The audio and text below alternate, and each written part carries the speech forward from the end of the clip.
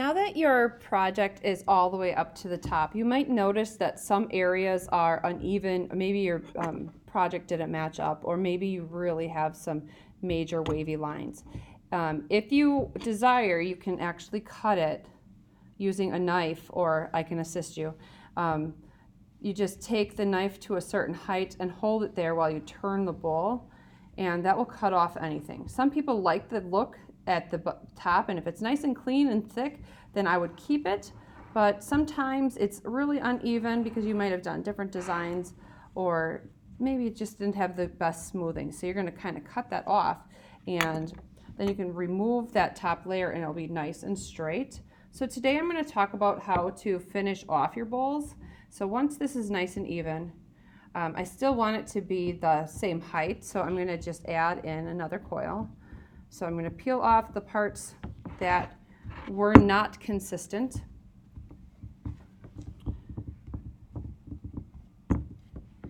Like that. And you can see all of my fingerprints are in there right now. I'm still going to keep those there, but I've rolled myself a final unified coil to just finish off the lip. So I'm going to put my last lip coil onto my bowl, and I'm going to break it where they are attached. I'm going to blend that seam so it looks like it is one piece. And now I'm going to get rid of that seam by pushing down. I want to have it really consistent, so I try to keep the thickness of the lip the same. I don't want thick and thin spots. So just going to rotate the bowl. I have it on an edge so I can see what I'm doing, getting rid of that seam and attaching it to the rest of my bowl.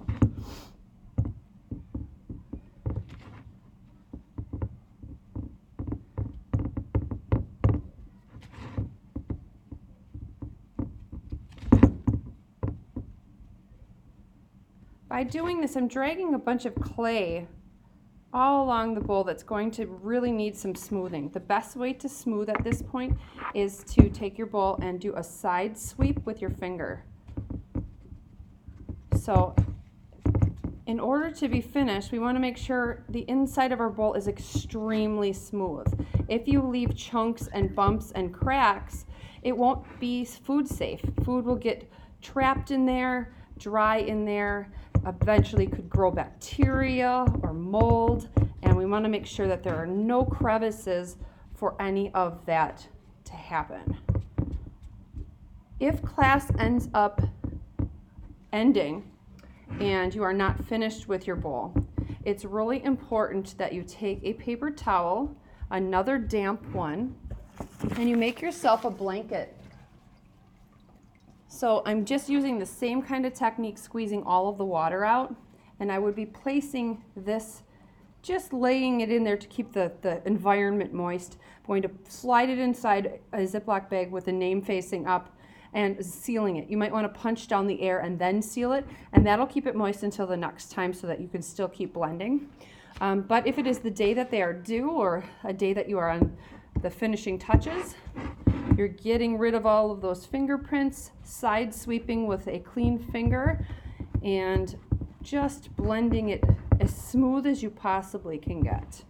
So we talk about craftsmanship, and when we talk about craftsmanship with ceramics, you need to make sure that when you feel as though it's done, you take the time to refine, which means to make it even better, and this is one of those techniques. So now it looks really smooth. You don't see any dents, low spots, or crevices. Here's what I'm talking about. These little pockets right here, if you can't close something by just sweeping over the top of it, your best tool is the back of your fingernail.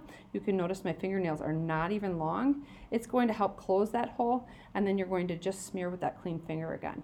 After I've seen your bowl, I'm going to point out all of the areas that look great and some of the areas that need improvement.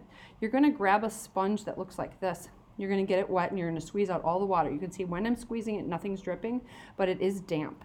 When you are done smoothing like this, you are then going to do a quick smoothing with the sponge, and that makes it even nicer on the inside. So I'm wiping and pivoting and getting rid of all of those lumps and bumps and trying to make it look as smooth as I possibly can. You'll also want to get the top edge of your bowl if you can reach it, getting any fingernail marks, creases, crumbs off of that as well. In order for me to know that this is your bowl, I have rubber stamps with letters on them. Make sure that you go to the stamping station. The stamps do not come to your table. That's a good way to lose them. So this one is an M, and since my initials are MM, I'm going to stamp it real discreetly on the side. So I'm going to push, but not too hard. I don't want it to go through the wall of my project. And I'm going to give it another M. If you want to do your name or 3 initials, or if you're concerned yours has the same initials as somebody else, make sure you use that middle initial.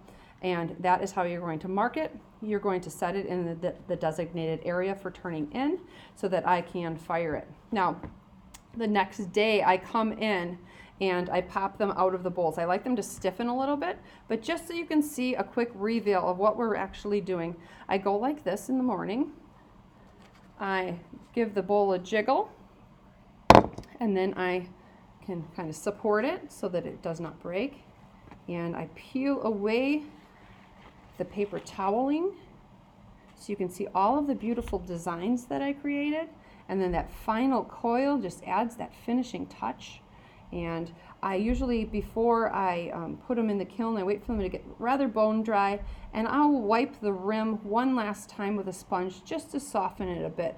If we have sharp edges, they tend to chip.